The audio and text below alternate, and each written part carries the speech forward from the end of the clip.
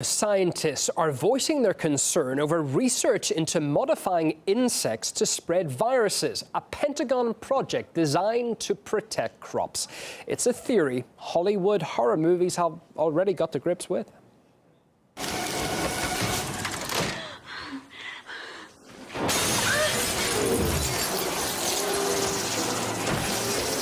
You haven't just released a transmissible virus, you've released a disease. The United States knows better than to return to a biological arms race.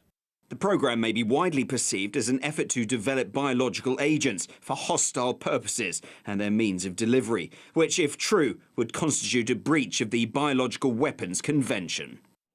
Well, the Insect Allies project began in 2016 and is aimed at protecting agriculture, but also includes developing a defensive response to, quote, threats introduced by state or non-state actors, and all with the help of insects.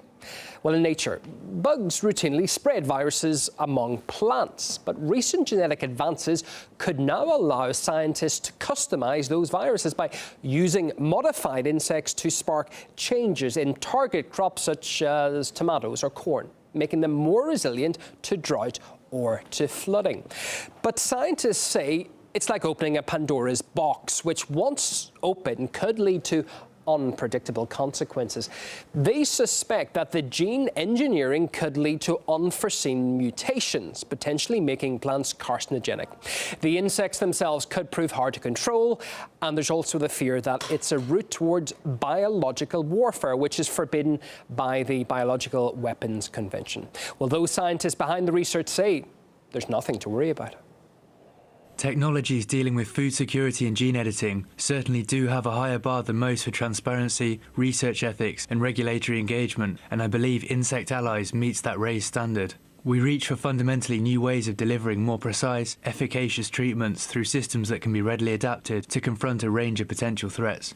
It is very, very rare for a single gene to create such a widespread result in the plant. Mostly, these things like increased yield or resistance to disease, they require many different genes working in coordination. And we don't yet speak the language of the genome. So if they're claiming that this technology with a $45 million budget over a few years will solve those problems, they're either highly naive or they're hiding something. Obviously, these genetically engineered insects could be used as biological weapons. There's no doubt that if you create insects that can insert genetic constructs and change genetic expression, they can be used as weapons.